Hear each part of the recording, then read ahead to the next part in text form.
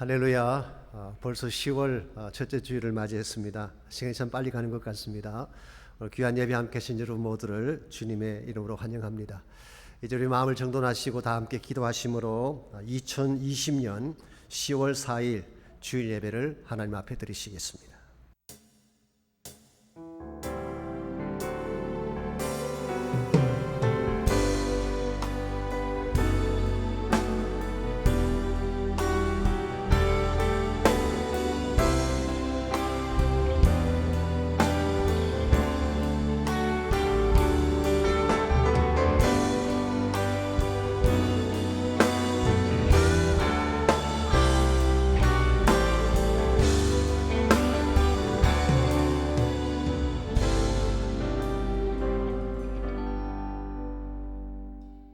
시온에 계시는 여호와는 위대하시고 모든 민족보다 높으시도다. 주의 크고 두려운 이름을 찬송할지니 그는 거룩하심이로다. 능력 있는 왕은 정의를 사랑하느니라. 주께서 공의를 견고하게 세우시고 주께서 야곱에게 정의와 공의를 행하시나이다. 너희는 여호와 우리 하나님을 높여 그의 발등상 앞에서 경배할지어다. 그는 거룩하시로다. 너희는 여호와 우리 하나님을 높이고 그 성산에서 예배할지어다.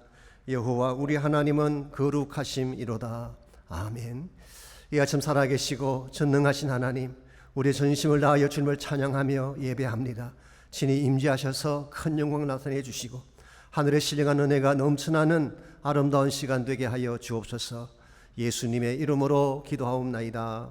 아멘.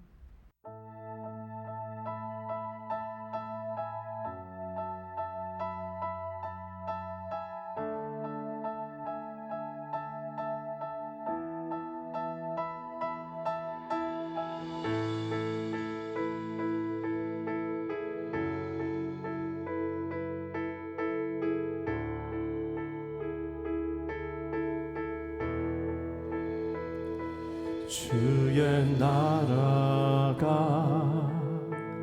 임할 때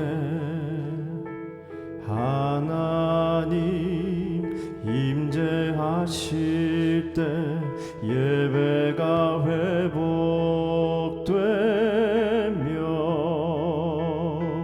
기적은 일어나네.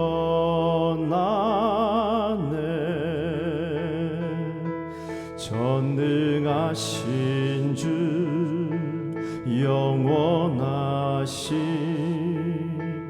능력의 통치자 자유가 선포되어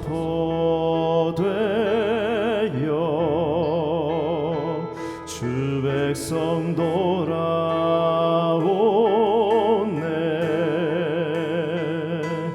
하나님 나라 임하소서.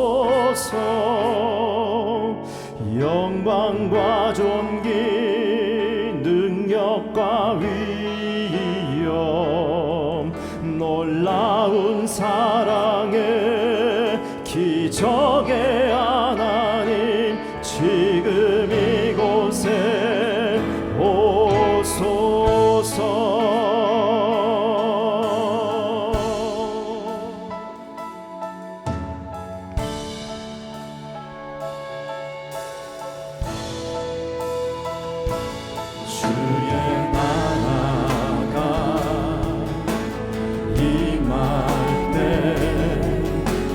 하나님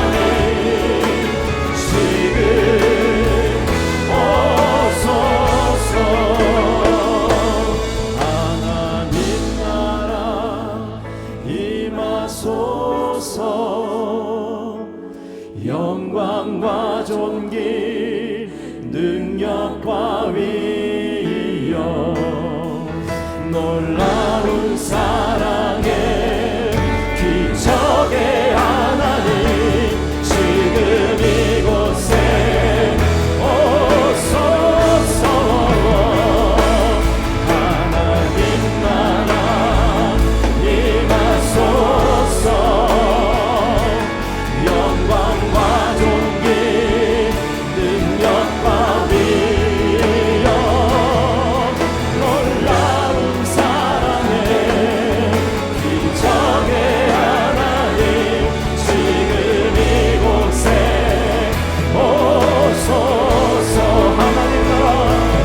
하나님 나라 임하소서. 영광과 존귀 능력과 위엄 놀라운 사랑의 기적의 하나님 지금 이곳에 오소서. 주님의 높고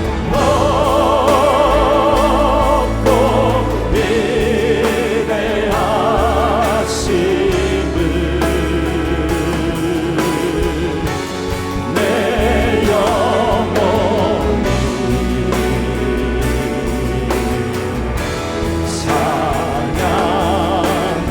찬양하네. 주님의 높고 위대하심을 내 영혼이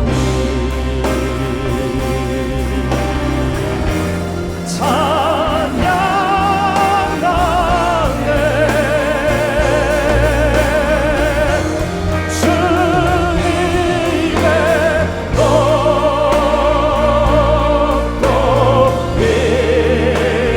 위대하심을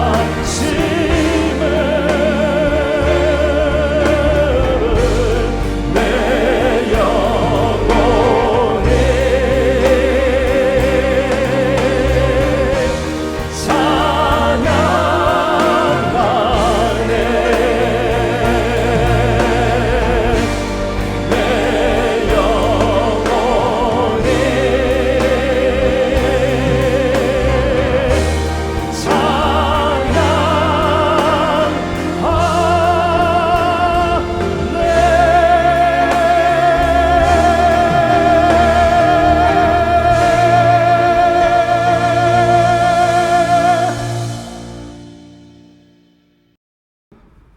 하나님 감사합니다. 영원히 죽을 수밖에 없었는데 예수님의 십자가의 죽으심과 부활을 믿음으로써 영광의 하나님 앞에 사모하는 마음으로 나와 경배하며 하나님 나라를 생각하며 마음껏 찬양하며 예배의 자리에 서게 해 주심에 감사합니다.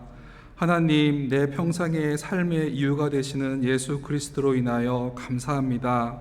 오직 주만 따라가며 오직 주만 높이며 되는 삶을 살아야 하는데, 때로는 하나님을 향한 마음보다 세상이 주는 안전함과 거짓된 안전에 마음을 향하는 부분으로 인하여, 그리고 완전하신 하나님을 바라보며 의지해야 되는데 불완전하고 모순된 내 자신의 것을 움켜쥐며 의지하려 했던 것들을 자백하오니 용서하여 주시옵시고, 암탉이 제 새끼를 날개 아래 품듯 품으시는 하나님 앞에 다시금 돌아와 오직 예수 그리스도로 인해 성령님으로 하나님께 영광 돌리는 예배자가 되게 하여 주시옵소서.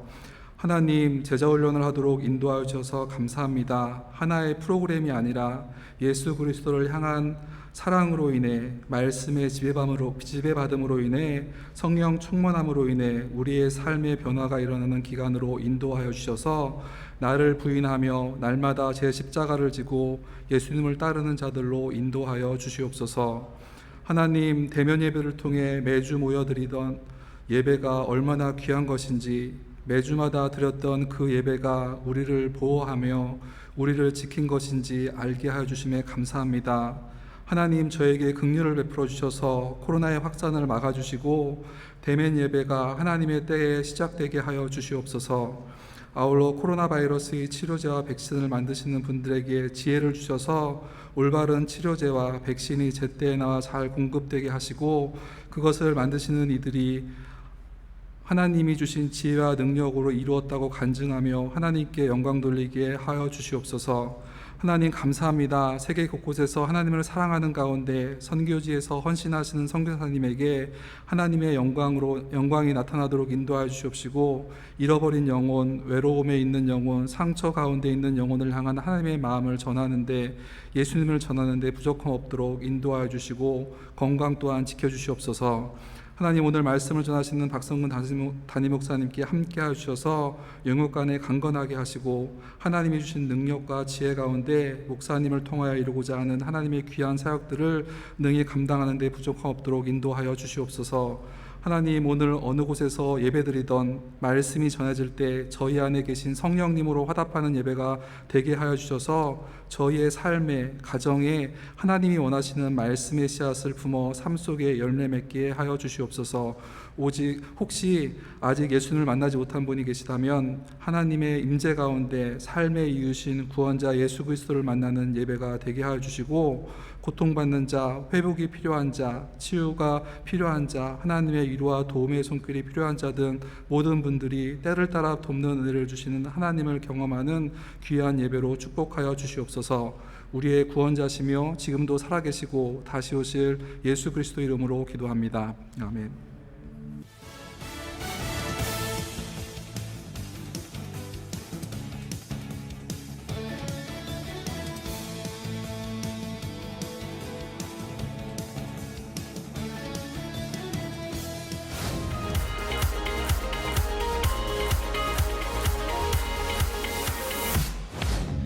코로나를 통하여 이전에 경험하지 못했던 전례 없는 변화의 시기를 겪고 있습니다.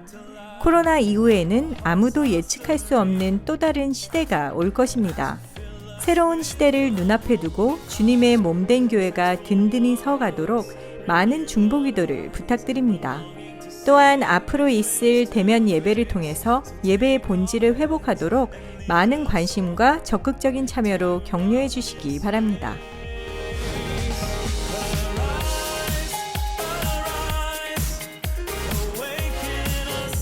매주 수요일 저녁 7시 30분에 온라인 목자 모임이 진행되고 있습니다. 주일 설교 말씀을 좀 더 심도 있게 공부하고 양무리 사역을 위해 기도하는 시간입니다. 모든 목자들은 반드시 참여해 주시고, 그 외에도 말씀을 사모하시는 모든 성도님들의 참여를 환영합니다. 교회 홈피나 유튜브에 있는 BSBC 미디어 채널로 들어오시면 됩니다. 계속해서 주일 광야 예배 및 온라인 예배 참여를 격려해 주시고 전화나 SNS를 통해서 케어해 주시기 바랍니다.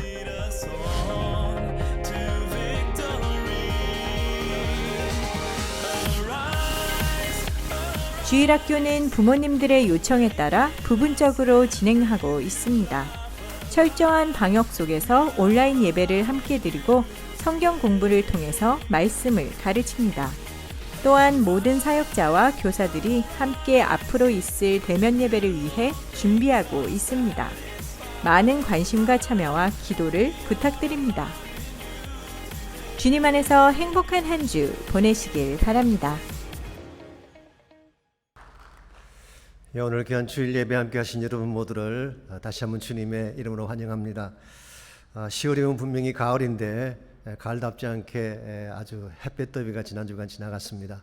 건강 조심하시고 또 이제 모든 게 다시 정상화되겠죠. 그때까지 믿음으로 잘 인내하시기를 바랍니다.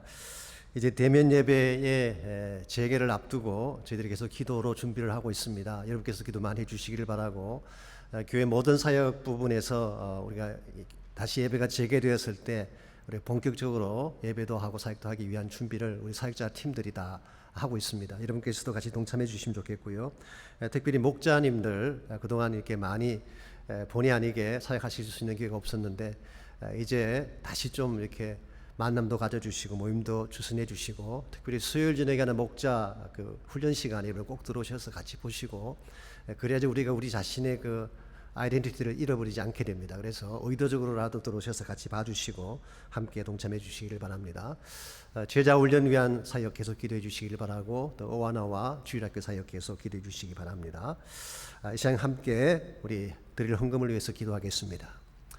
하나님 감사합니다. 참으로 힘들고 어렵고 혼란한 시대를 살아가고 있지만 코로나 때문에 또 산불 때문에 불볕 더위 때문에 불확실한 정치 상황 때문에 우리 모두가 힘겨운 시기를 보내고 있지만 그럼에도 불구하고 하나님이 이 모든 것 가운데 일하고 계심을 감사합니다. 그 하나님 바라보게 하시고 그 능력 붙잡게 해주셔서 모든 주의 백성들이 주 안에서 승리할 수 있도록 은혜를 베풀어 주옵소서. 이 시간에 소중한 예물 주께 올립니다. 힘든 가운데도 불구하고 드리는 11조 헌물을 축복하시고 감사의 제목들, 선교를 위한 헌물들, 또 섬김과 구제를 위해 드리신 모든 헌물들을 축복하셔서 주의 영광 위에 바르게 쓰임 받도록 은혜를 베풀어 주시옵소서. 살아계신 예수님의 이름으로 기도하옵나이다. 아멘.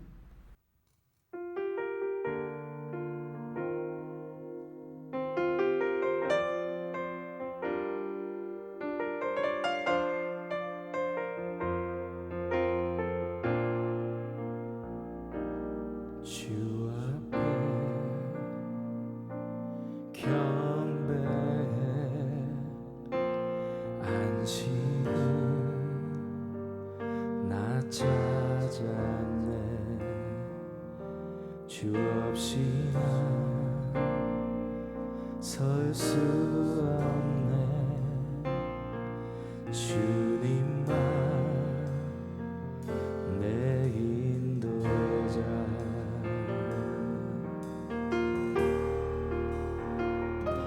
주님만이 내 모든 것 항상 내 모든 것 나의 방패 내 의로 오직 내 모든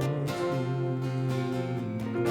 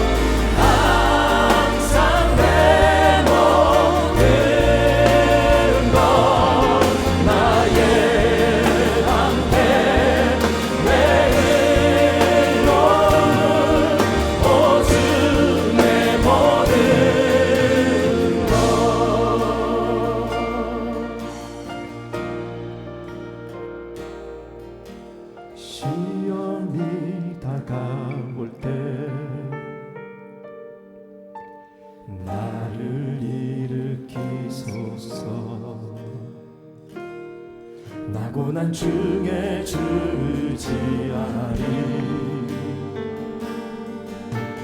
예수 나의 참 소망. 나 고난 중에 주지하리. 예수 나의 참 소망.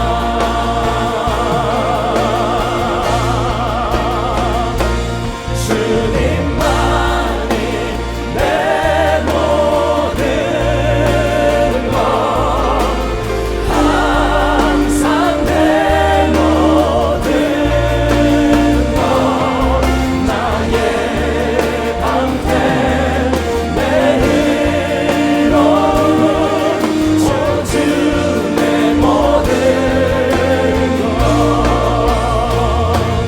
주님만이 내 모든 것, 항상 내 모든 것, 나의 방패 내 의로움, 오직 내 모든 것.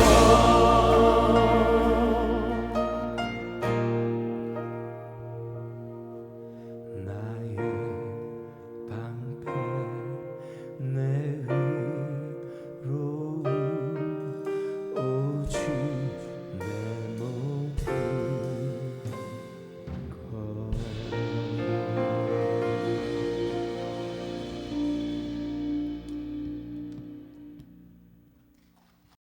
억울함인가 황송함인가.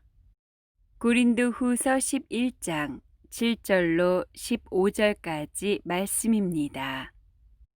내가 너희를 높이려고 나를 낮추어 하나님의 복음을 값없이 너희에게 전함으로 죄를 지었느냐. 내가 너희를 섬기기 위하여 다른 여러 교회에서 비용을 받은 것은 탈취한 것이라.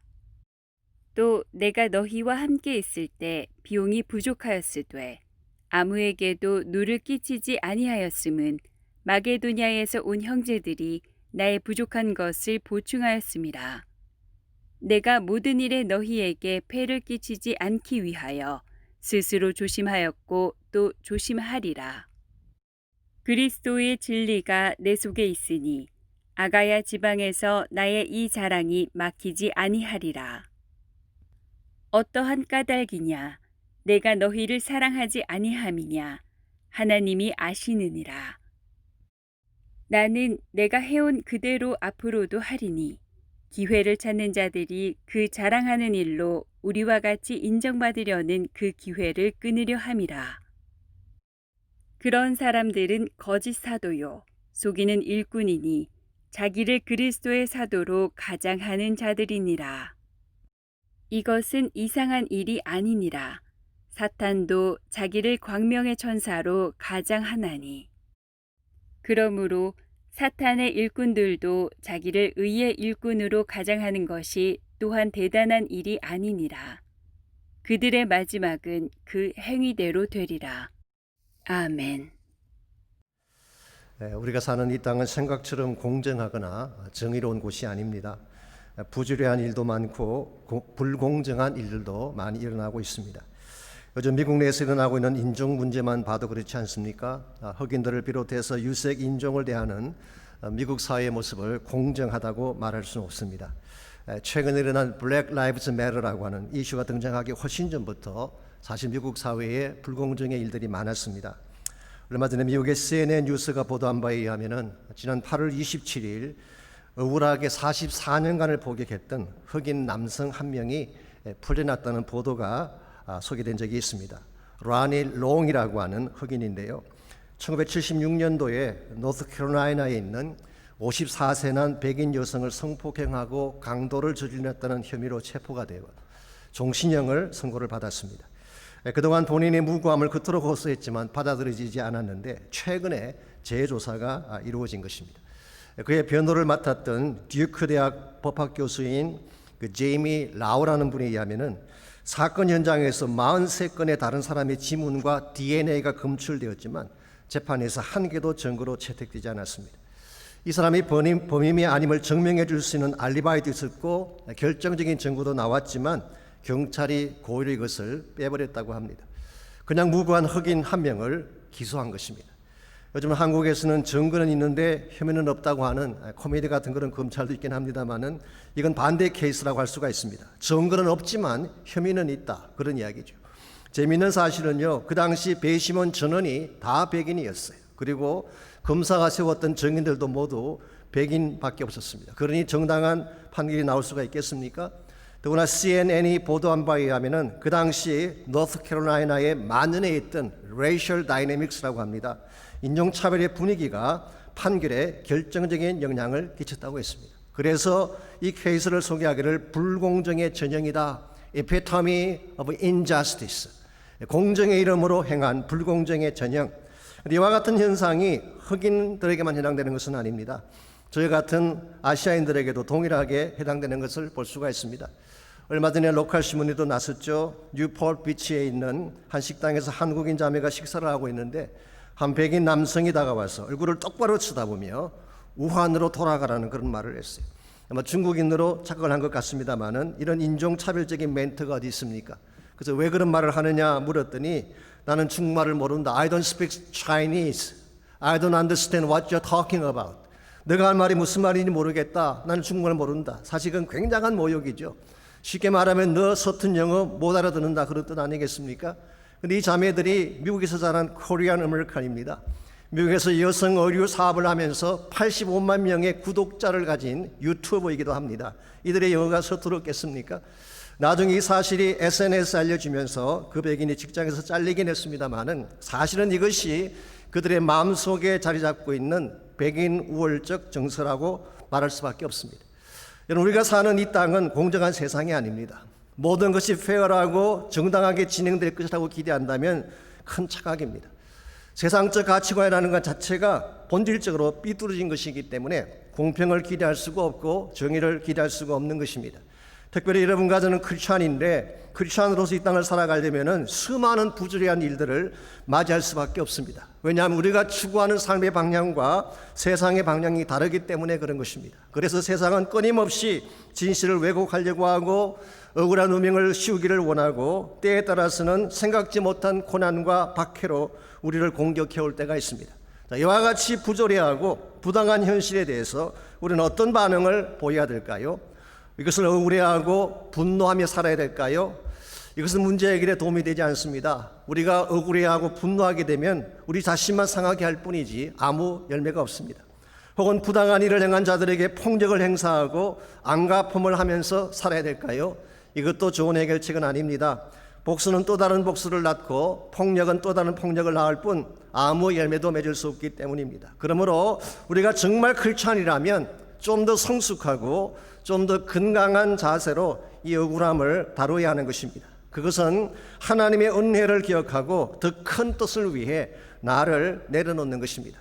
나의 권리를 주장하고 나의 몫을 챙기기보다는 차라리 당할지라도 더 큰 명제를 위해 하나님께 나의 삶을 드리게 될 때에 하나님이 기뻐하는 좋은 역사들이 일어날 수가 있는 것입니다. 저는 그 좋은 예가 창세기에 나오는 요셉의 케이스라고 생각을 합니다. 요셉이야말로 부당하고 억울한 일을 당한 대표적 인물 아니겠습니까? 그는 형들에게 부당한 취급을 당하고 17세의 어린 나이로 애굽의 노예로 팔려갔습니다.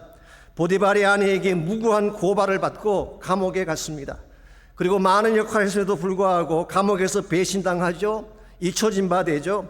만일 요셉이 자기 자신의 신세를 한탄하고 자신에게 억울한 일을 행한 사람들에게 복수의 칼을 갈며 살아왔더라면 우리가 알고 있는 그런 요셉은 만날 수가 없었을 것입니다. 그러나 성경에 보니까 요셉은 자신의 억울한 상황에도 불구하고 하나님을 바라보았어요. 하나님이 이 모든 것들을 다 다루셔서 최선을 주신다는 것을 믿었어요. 그 결과 창세기 50장 20절에서 그는 다음과 같은 위대한 고백을 남기는 것이 가능했던 것입니다.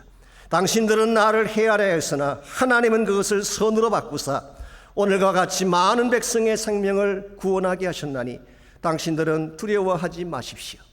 여기에 짧은 구절이긴 하지만 요셉의 인생을 주도했던 두 가지 손길이 나와 있죠. 첫 번째는 사람의 손길입니다. 당신들은, 즉 사람들은 요셉의 인생을 해치는 일만 했어요. 억울하게 만들고 부당하게 행하고 감옥에 보내고 항상 악한 일을 그들은 자행했습니다. 그랬는데 두 번째 손길은 하나님의 손길입니다.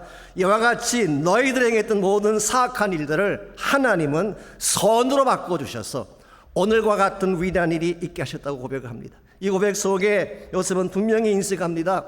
내가 지금 갖게 된 이 모든 축복이 나 때문이 아니라 하나님 때문인 것을 고백하고 있는 것입니다. 내가 이와 같이 출세한 이유도, 총리의 자리에 오른 이유도, 내가 많은 사람 앞에 쓰임받게 되는 이유도 내가 잘났기 때문이 아니라 내 뒤에서 일하시는 하나님 때문이었다.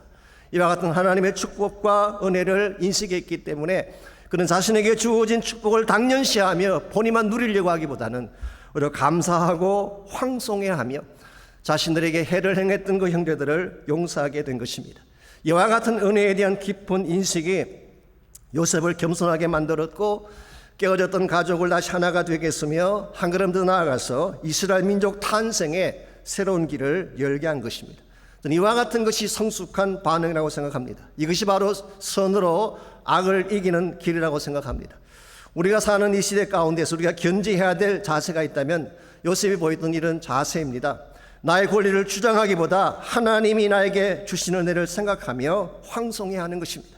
원수를 갚기보다 품고 용서함으로써 하나님의 뜻을 이루기를 소원하는 것입니다. 이와 같이 나 중심이 아니라 하나님 중심으로 사고를 하고 나의 뜻을 이루는 것이 아니라 하나님의 더 큰 목적을 이루기 위한 것에 나의 삶을 드리게 되면 여러분이 어떠한 억울한 일을 당하든지 어떠한 빼앗김을 당하든지 결과적으로 하나님이 기뻐하는 영광된 열매를 맺게 되는 것입니다. 이런 면에서 악한 시대를 살고 있는 여러분과 제가, 부당한 일을 많이 겪고 있는 여러분과 제가 어떻게 하면 이 사악한 세태 속에서 나에게 주어진 억울함에 얽매이지 아니하고 억울함을 넘어서서 더 큰 하나님의 비전을 향해 나아갈 수가 있을지 오늘 주신 본문을 중심으로 이것을 함께 정리해 보려고 합니다.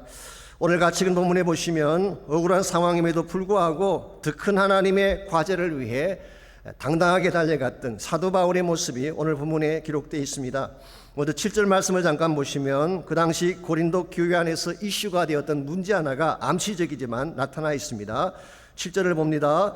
내가 너희를 높이려고 나를 낮추어 하나님의 복음을 값없이 너희에게 전함으로 죄를 지었느냐.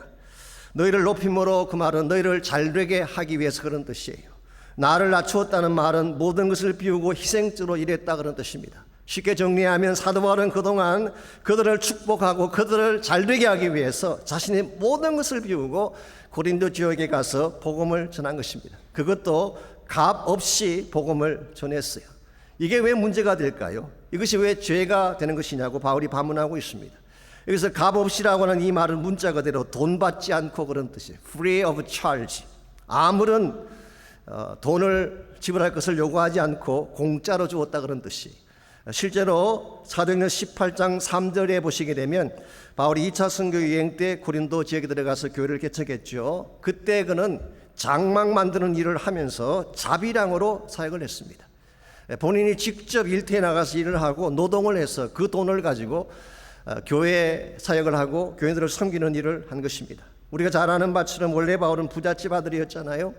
손에 물 하나 묻히지 않고 공부만 하던 도련님 같은 그런 사람인데 그가 사역자가 된 후에 텐트 메이커가 됐어요. 직접 노동을 하며 복음을 전한 것입니다. 얼마나 아름답고 숭고한 헌신의 모습입니까? 그런데 이와 같은 바울의 모습을 반대자들이 문제시한 것입니다. 자, 왜 이것이 문제가 됐을까요? 복음을 전하는데 사례를 받지 않고 복음 전한 것이 왜 문제가 됐을까요?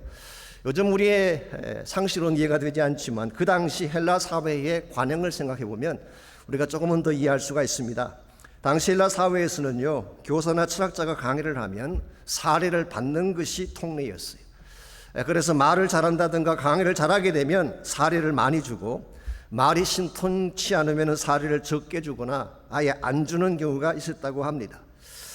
즉 강사가 받는 사례의 액수가 그 강사의 가치를 결정하는 그런 사회적 경향이 있었어요. 그런데 지난주에 말씀드린 것처럼 바울이 말을 잘했나요 못했나요? 말을 잘 못했어요. 이것이 반대자들에게 핑계거리가 된 것입니다. 봐라, 사울이 왜 사립이 못 받는지 아느냐? 말을 잘하고 잘하지 못하고 무능력해서 그런 것이다. 이걸 보게 되면 바울의 사도의 자격이 없다는 것이 명백하게 드러난 것 아니냐. 이와 같이 바울의 선한 뜻을 왜곡하고 사도직의 그 내용까지도 부정한 것입니다. 이것만큼 억울하고 부당한 처사가 어디 있겠어요. 사실은 열심으로 자신을 희생했는데, 진심을 가지고 그들을 섬겼는데, 오히려 당신이 무능해서 돈 받지 못한 거고 당신의 사도직의 자격이 없기 때문에 그런 것이라고 이와 같이 규정할 때 우리라면 어떤 마음을 느꼈을까요? 당연히 분해하고 억울해할 것입니다. 그런데 성경을 보게 되면 바울은 이것 때문에 마음이 상해하거나 의기소침해진 적이 없습니다. 오히려 그들이 뭐라고 평가를 하든 상관하지 아니하고 바울은 고린도 교회가 해야 될 마땅한 일을 권면하며 앞을 향해 전진해 간 것입니다. 이것이 우리가 지금까지 함께 공부했던 고린도서의 내용 아니겠습니까? 어떻게 이것이 가능했을까요? 나에게 억울한 일이 주어졌는데 부당한 평가가 주어짐에도 불구하고 그것에 개의치 아니하고 어떻게 마땅히 해야 될 복음 사역을 위해 전진해 갈 수가 있었을까요? 바울은 하나님 안에서 정말 해야 될 더 큰 뜻을 보았기 때문에, 그게 바로 하나님 나라였습니다. 오늘 여러분 가져가 인생을 좁게 보면요, 작은 이해관계에 매달릴 수밖에 없습니다. 큰 그림을 보는 사람은 작은 것을 넘어서서 진짜를 볼 수 있게 되는 것입니다. 우리가 누가 조금만 뭐라고 하면 상처를 받고 조그만 억울한 일을 당해도 참지 못하는 이유가 무엇일까요?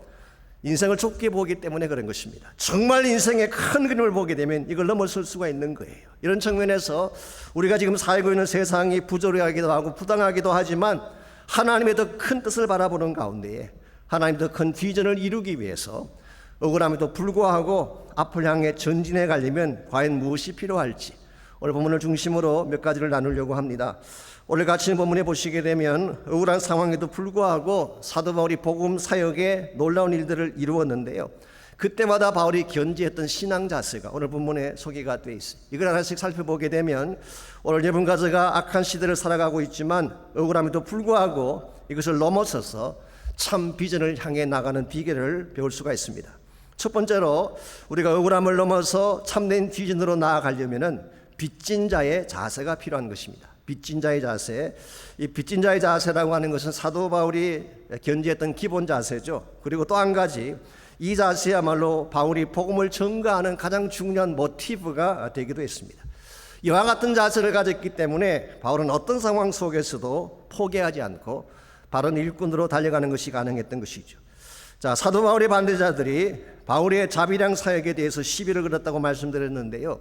8절과 9절을 보시면 사도 바울이 사례를 받지 아니한 이유를 다음과 같이 설명을 하고 있습니다. 먼저 8절을 봅니다.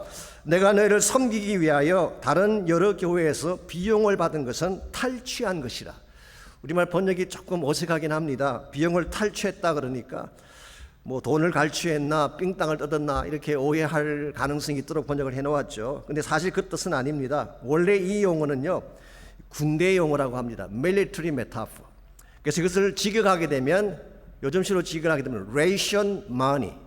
ration이라고 하는 것은 비상식품을 말하는 것이죠. 옛날에 미군들이 ration 가지고 다니면서 많이 추구를 했잖아요. ration은 비상식품입니다. 근데 군인들이나 군인 가족들이 이 ration을 들려면은 돈이 필요하잖아요. 그때 주는 돈을 ration money라고 부르는 것입니다. 자, 그러므로 사실 바울이 다른 교회로부터 받았던 것은 사도 바울이 선교 현장에서 뛰어야 되기 때문에 그게 필요한 지원금을 공급받은 것을 말하는 것입니다. 구절을 계속해 보시게 되면 바울은 주로 이것이 마케도니아에서 온 형제들이 보충해 준 것이라고 했는데요.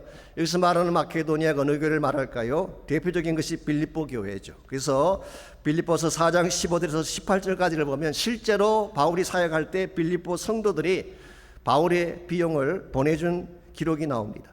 자, 사도 바울이 왜 이와 같이 고린도 지역에서 사역을 할 때에 고린도 성도들에게는 일체 부담을 주지 아니하고 차라리 다른 교회로부터 지원을 받아서 이 사역을 했을까요? 9절 하반부에 보면 그 이유가 밝혀져 있습니다. 내가 모든 일에 너희에게 폐를 끼치지 않기 위하여 스스로 조심하였고 또 조심하리라. 너희들의 마음속에 짐이나 부담을 주지 않기 위해서 내가 조심하고 조심한 것이다, 그런 말이에요.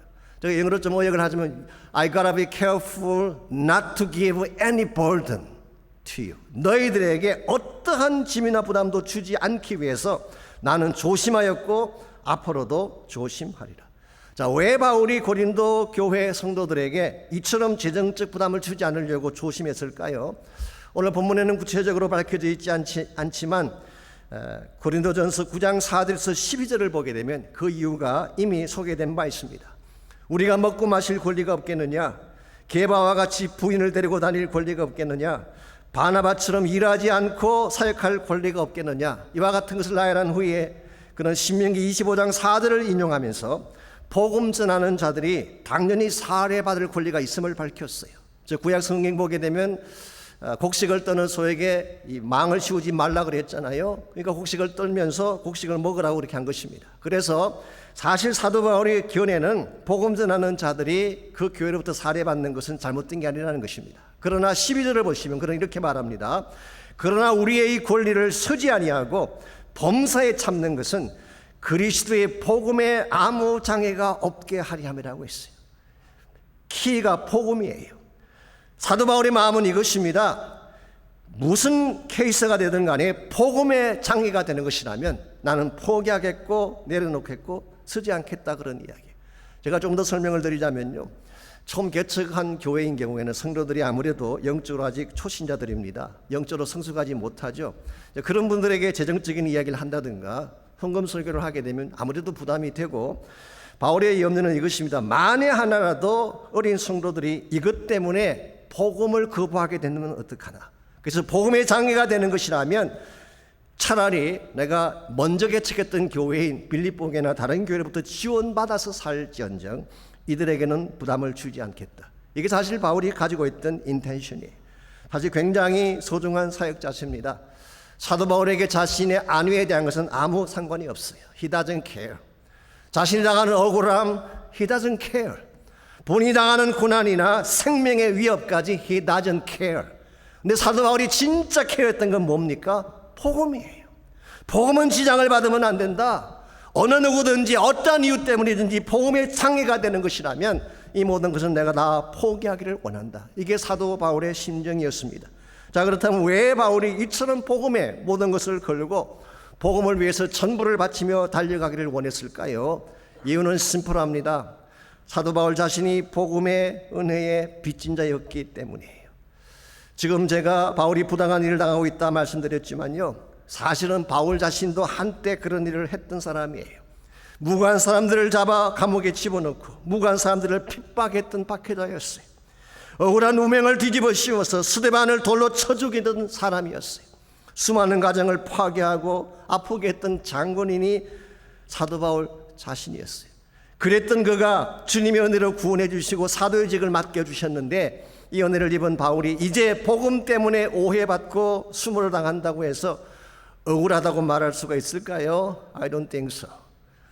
이와 같이 은혜를 입은 이 바울이 사례를 받느냐 못하느냐 문제에 관심을 가질까요? No, 아무 상관이 없습니다. 오히려 바울의 컨선은 이것입니다. 나 같은 죄인을 살리신 주님의 은혜 앞에 내가 무엇을 드리면 바른 것을 드릴 수가 있을까요? 그는 항상 본인이 받은 은혜에 대해서 황송해하고 몸둘 바를 몰라 한 것입니다. 나는 핍박자였는데, 나는 박해자요 죄인 중에 괴수였는데 왜 나에게 이와 같은 직분을 맡겨주시는 것입니까? I'm not deserving. 나는 여기에 자격이 되지 않습니다. 내가 가진 것 다 빼앗기고 굶주리고 매맞고 쫓겨난다고 할지라도 주님이 나에게 주신 은혜에 비교하면 내가 주님께 드린 것은 아무것도 아닙니다. I am debtor. 나는 빚진 자입니다. 이 고백이에요. 여러분, 이와 같은 빚진 자의 마음을 가진 사람에게는요, 무슨 일이 닥쳐와도 상관없어요. 좋은 일이 오건 나쁜 일이 오건 얻게 되건 빼앗기게 되건 상관없어요. 가장 중요한 것은 복음이 증거되는 것만 본다면 기뻐하고 기뻐할 수 있는, 이것이 바로 바울이 가지고 있던 마음 자세였어요.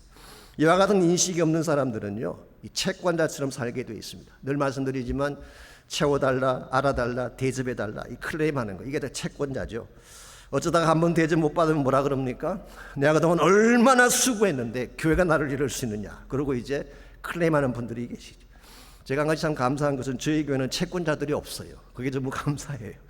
우리 교우장님들이나 안수자님들이나 뭐 장로님들, 권사님들 보게 되면요, 더 섬기지 못해 안달이 나신 분들이지 뭘 주장하고 대접받으시는 분 한 분도 없어요. 그게 저는 너무 감사해요. 여러분, 은혜를 낭년시하지 않고 은혜의 빚진 자 마음을 가질 때에 우리 신앙이 건강하게 되는 것입니다. 여러분이 잘 아시는 그 빙점이라는 소설의 저자 미우라 아야코라는 일본 분이 계시죠. 이분이 이런 말씀하신 적이 있습니다. 은혜에 익숙한 것은 무서운 것이다. 은혜를 당연시하고 은혜에 익숙해 사는 것은 굉장히 무서운 것이다. 그런 말을 하셨어요. 미우라 아야코가 이런 말을 하게 된 데는 이런 계기가 있다고 합니다. 이분은 투병 생활을 많이 한 분 아닙니까? 한 분은 병상에 누워 있을 때에 많은 분들이 그를 찾아오셨어요. 그리고 문병 오는 손님들이 올 때마다 선물을 사가지고 왔습니다. 그러다 보니 선물 받는 게 당연시 된 것입니다. 당연히 받는 게 당연한 거예요.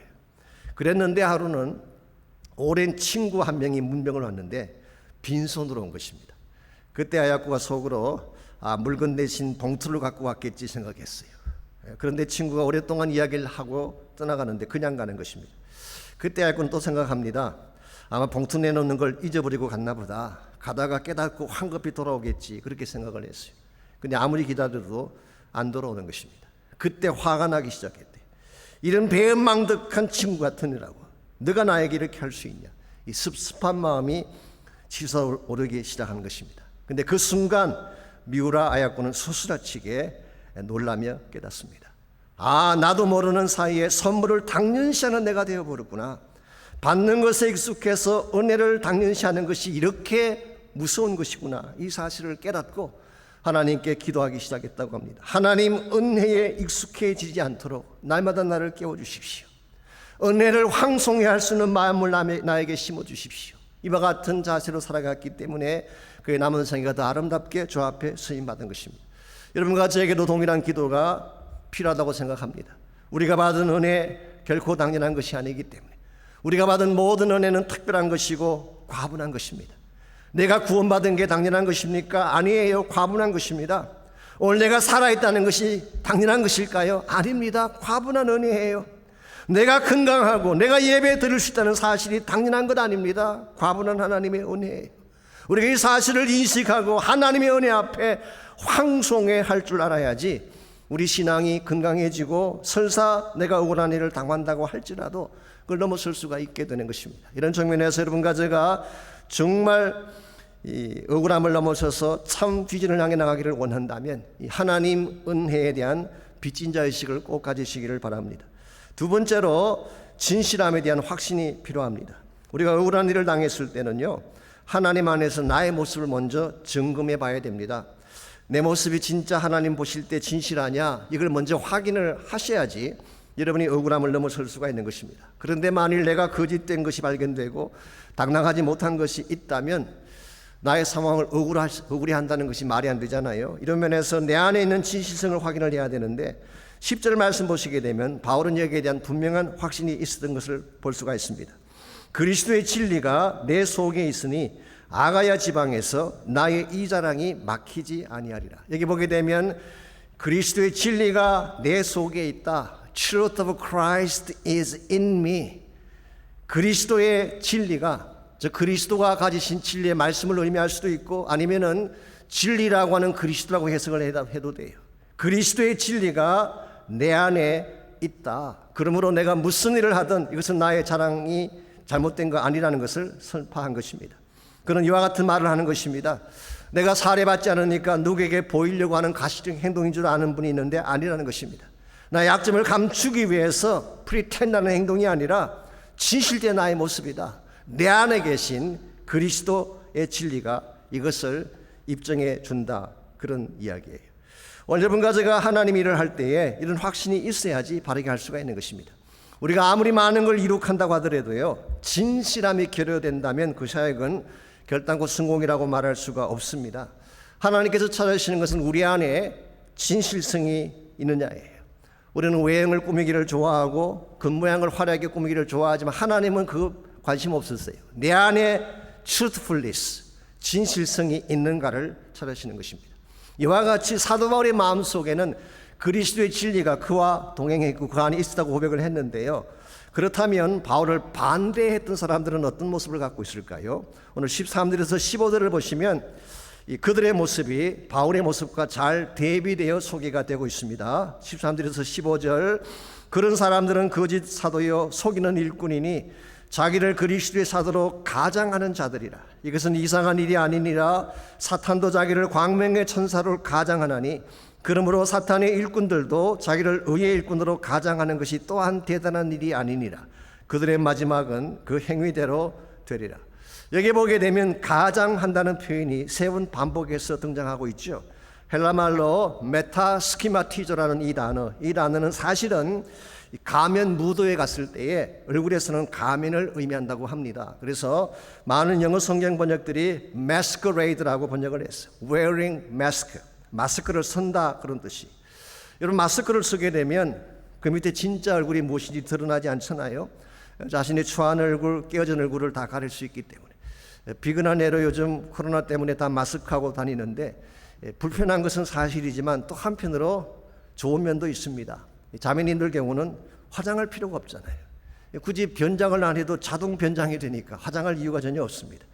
물론 평소에 미모가 있는 분들에게는 좀 불리할지 모르지만 제 같은 경우에는 상당히 유리합니다. 제 얼굴의 약점을 잘 커버해 주기 때문에.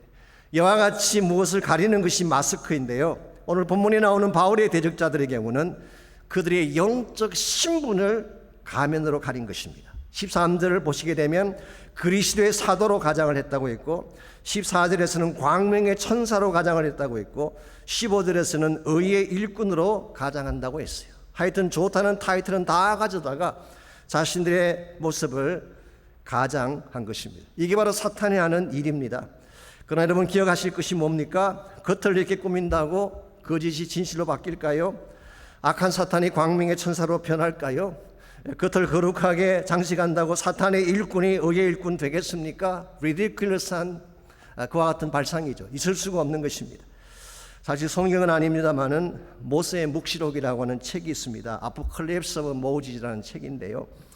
원래는 1세기경의 그 Semitic language, 아마 그 유대인들의 글로 기록된 책이었는데 나중에 그릭 버전이 나오고 헬라말로 된 버전이 나오고 나중에는 라틴 버전까지 나왔다고 합니다. 거기에 보게 되면 에덴에서 쫓겨난 하와가 그 옛날을 회상하는 장면이 나옵니다. 하나님 보좌 곁에서 너무나 밝고 빛난 모습으로 찬양하는 천사를 바라보는 그런 장면이에요. 너무나 아름다운 천사였는데 나중에 알고 봤더니 그 천사가 사탄이더라는 것입니다. 그래서 이 광명의 천사로 가장한다는 게 바로 이런 것입니다. 안에는 사탄이 들어있는데 그 모양은 아름다운 입술로 찬양을 하는, 이것만큼 가정스럽고 소름 끼치는 일이 어디 있겠어요. 오늘 악한 영들이 하는 일들이 이와 같은 일인 것입니다. 그들은 겉모양을 꾸미고 외형을 가면을 섬으로 말미암아 진리를 감추려고 하고 하나님의 영광을 가리려고 하지만 그러나 그것은 통하지 않습니다. 오늘 여러분과 제 심령 가운데는 이와 같은 허황된 가면이 아니라 그리스도의 진리가 있어야 돼요. 진리의 말씀이 우리 심령 속에 내주하고 진리 자체이신 예수 그리스도 우리 안에 reside 하실 때, indwelling 하실 때에 우리의 삶은 잘못된 길로 끌려가지 아니하고 바른 길을 향해서 하나님이 기뻐하는 거룩한 목적을 향해 나갈 수가 있는 것입니다. 이와 같이 우리가 억울함을 넘어 하나님 비전을 위해 살기를 정말 원한다면 1차적으로 바른 자세가 필요합니다. 그것은 바로 빚진 자의 자세요, 황송함의 영성을 갖는 것입니다. 두 번째로 바른 진리가 필요합니다. 그것은 우리 안에 계시는 그리스도의 진리죠. 그리스도의 진리가 우리 안에 내주하면서 우리를 컨트롤하기 시작을 해야지 우리가 하나님 비전 향해 나갈 수가 있는 것입니다. 마지막 세 번째로 억울함을 넘어서 참된 비전으로 나가려면 하나님의 인정하심이 필요합니다. 세상의 인정이 아니라 하나님이 인정해 주시는 것.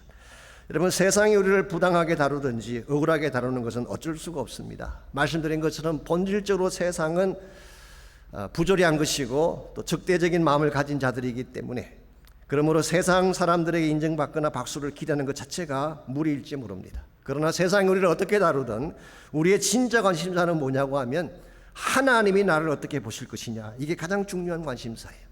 11절 말씀 보시면은 사도 바울은 본인의 억울한 비난에 대해서 다음과 같이 항변을 하고 있습니다. 11절 어떠한 까닭이냐, 내가 너희를 사랑하지 아니함이냐, 하나님이 아시느니라. 어떠한 까닭이냐, 이 말은 너희가 나를 배척하는 이유가 뭐냐 그런 뜻이에요. 내가 그동안 얼마나 너희를 사랑하고 나의 모든 것을 다 쏟아 부어 주었는데 아직도 내가 너희들을 사랑하지 않는다고 너희들이 나를 배척하는 것이냐. 사실 가슴 아픈 질문을 던진 것입니다. 이와 같은 질문을 던진 후에 맨 마지막에 한마디 던진 말이 무엇인가요? 하나님은 아시느니라. God knows. Theos oiden. 이것이야말로 가장 강력한 메시지가 아닐 수 없습니다.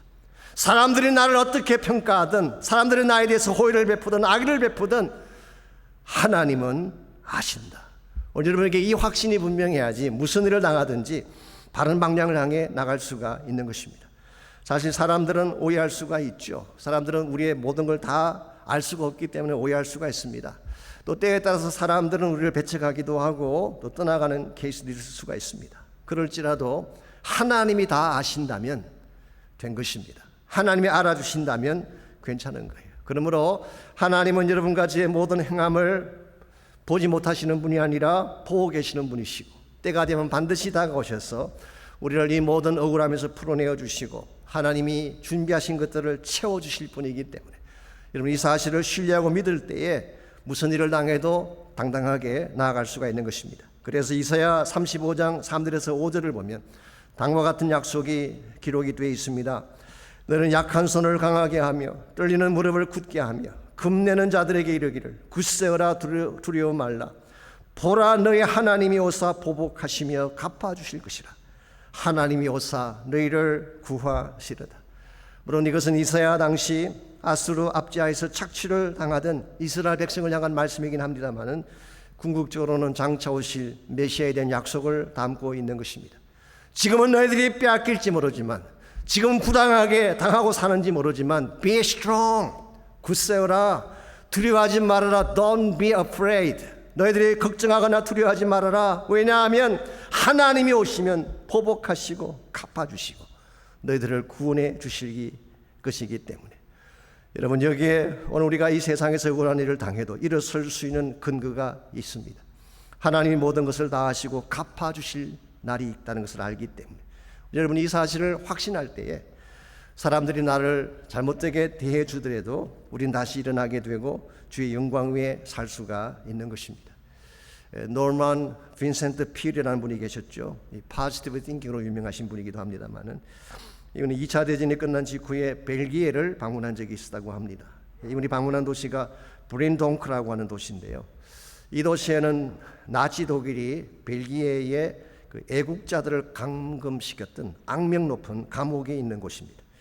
안내자의 설명에 의하면은 나치 독일군은 벨기에 애국자들을 짐승처럼 취급을 했대요. 말할 수 없는 고통과 고문을 가하고 정신적인 아픔을 그들에게 안겨주었어요. 빛이 없는 캄캄한 지하 감옥에 넣고 두려움과 공포를 유발시키는 수많은 일들을 자행한 것입니다. 그럼에도 불구하고 애국자들은 용기를 잃지 않고 끝까지 마음의 줄을 놓지 않고 나중에 승리해서 나오게 됩니다.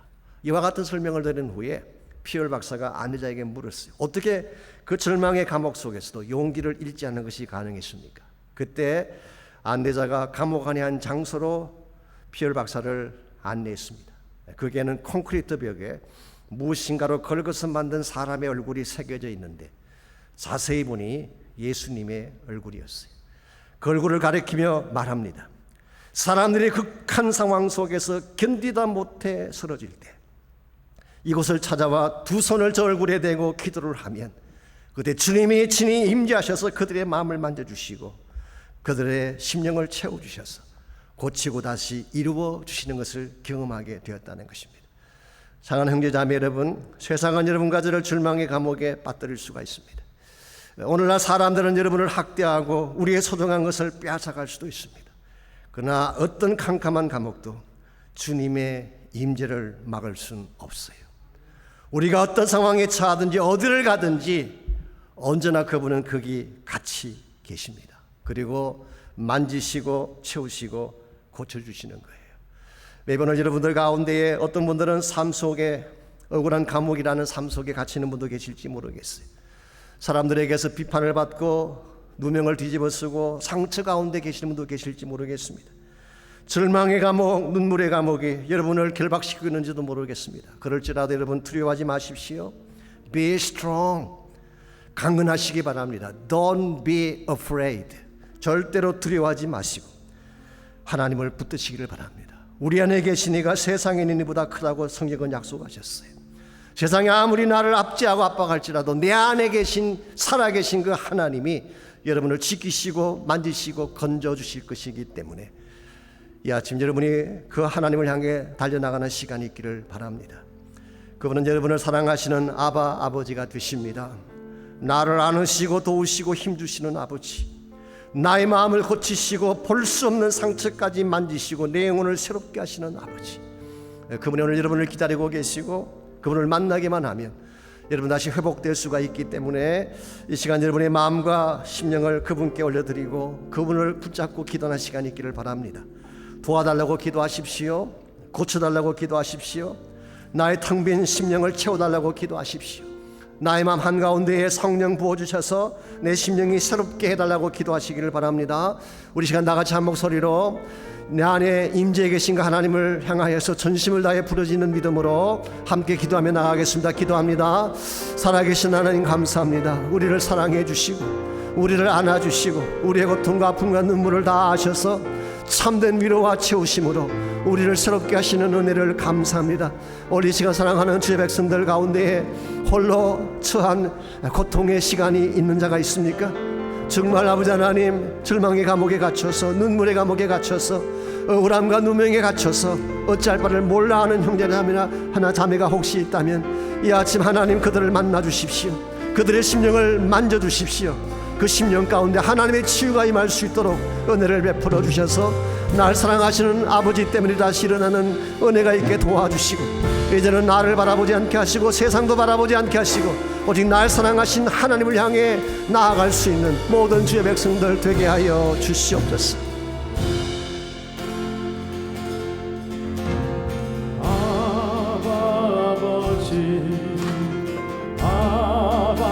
아버지 나를 안으시고 바라보시는 아버지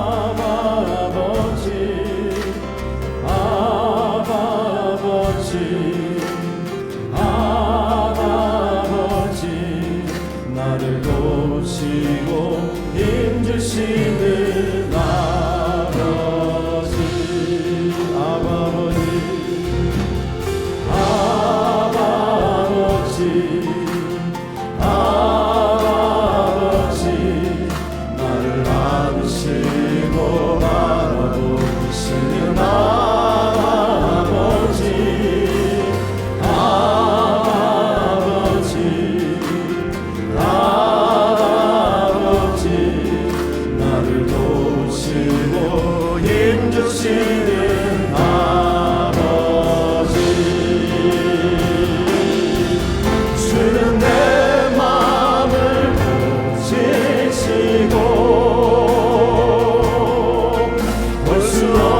상처 만지시네. 나를 아시고 나를 이해하시네. 내 영혼 새롭게 세우시네. 다시 한번 고백합니다. 아버지